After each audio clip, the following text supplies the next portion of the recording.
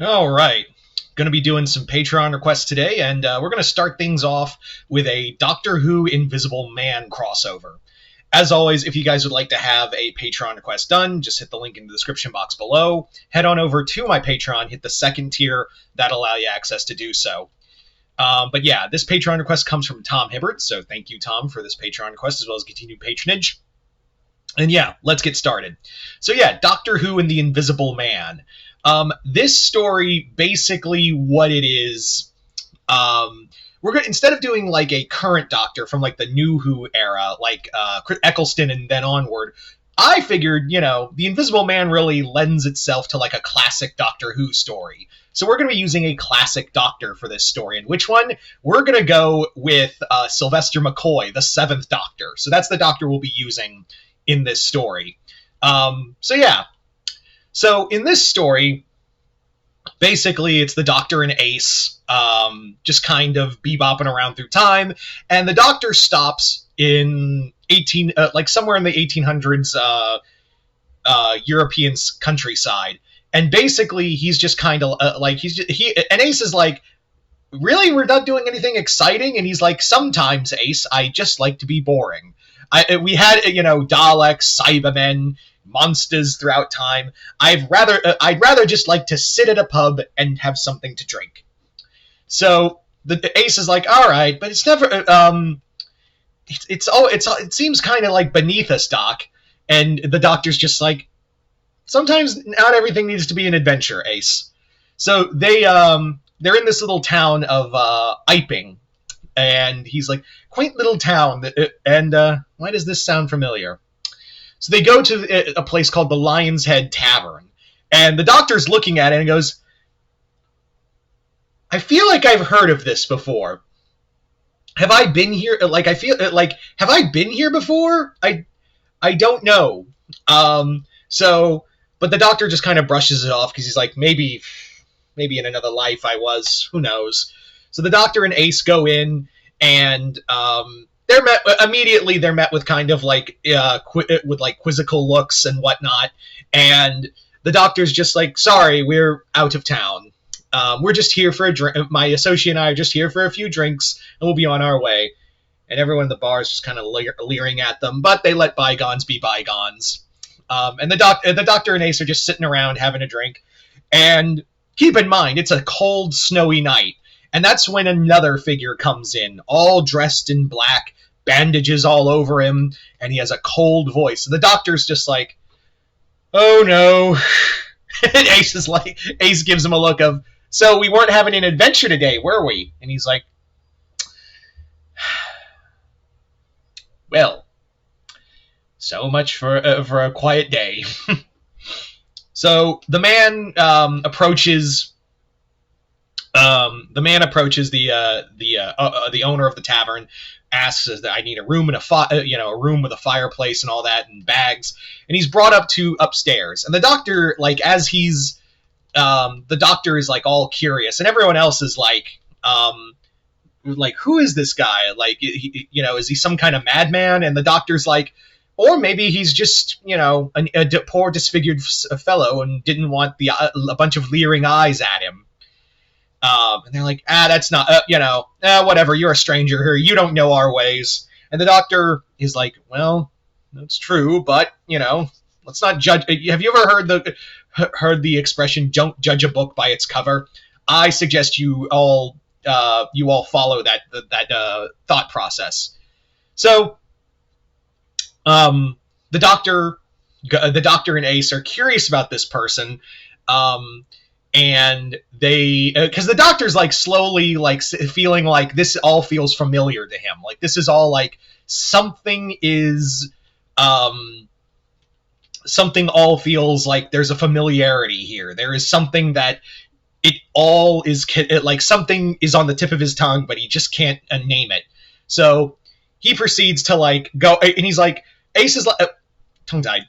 Ace is like, so what are we going to do, Doctor? Are we going to like sneak in there? And he's like, no. I figured let's go with the direct approach. I figured you'd appreciate that. So the Doctor goes up to where the man is staying, knocks on the door, and is like, hello, I'm a doctor. I'm the Doctor, you would say. And the man is like covering up his face, and he's like, do you work here? And he's like, no, I don't. I'm the doctor, and I thought, oh, you look like, with all those bandages, you look like someone in pain. He's like, I'm all right, you fool, get out. He's like, oh, please, I mean no harm. I want to make sure you're all right. And the other guy's like standing up, and he's like, I assure you, doctor, of whoever you are, you cannot help the affliction that I have. And he's like, that remains to be seen. I've seen a lot of afflictions. My associate Ace and I would like to, ask you some questions, maybe talk. And he's like, get out! And just grabs something and throws it at the doctor. Ace, the doctor ducks, and Ace is like, hey, you can't do that to him! And just charges at the man, and grabs his mask, grabs his face, his nose, grabs his face, and pulls off his glasses and nose, and sees nothing there. And the man just starts cackling, and the doctor's like, oh no, I know what this is. And Ace is like, what? What's going on? He's the Invisible Man. They're like, you mean like from the book? He's like, yes, unfortunately. And at this point, he's like, isn't that right, Dr. Jack Griffin? And he's like, I don't know who you are, doctor, or how you know who I am, but I will show you who I am and what I am. And just starts pulling off his bandages. And the doctor's like, oh God, this is going to be interesting. So so of course the racket has brought everyone else in the tavern upstairs, and they're all looking aghast as the man is pulling off his clothes, and the doctor's like, quick, don't let him get away. So they all try to rush him. Of course he escapes, and the town of Iping is terrorized by the Invisible Man. This leads the doctor to being like, Ace is immediately like, wait, Doc, time out. The Invisible Man's just a book. It's a story character. He can't be real. Maybe we're in some kind of simulation or something like that. And he's like, no, this is the I checked with the TARDIS and everything seems right. We're not in some simulation. We're not in a trap by the Master. I know what I'm going to have to do after this. And they're like, what? Don't worry about it. Let's just stop Dr. Griffin first and foremost. So, of course, the Invisible Man proceeds to go about causing all sorts of chaos while the Doctor is following suit.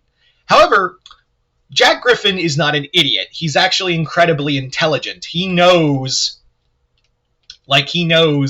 how to avoid and evade the Doctor. But the thing is, the Doctor is well aware that Griffin's sanity is slowly slipping away with each passing moment. He's very well aware that it won't be long now until he falls apart, until Griffin falls apart.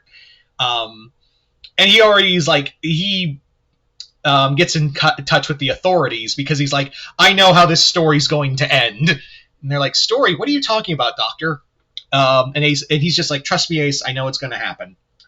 So the Doctor basically explains to the authorities of where Jack Griffin will be one night, and sure enough, he's in the barn. They capture him. They follow up with him.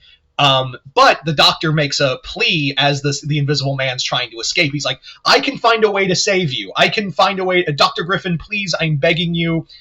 These men will kill you. But I can save you. I can turn you back into the man you once were. Don't you want that? He's like, lies! I am a god! I am the unseen god of a man. Gets shot.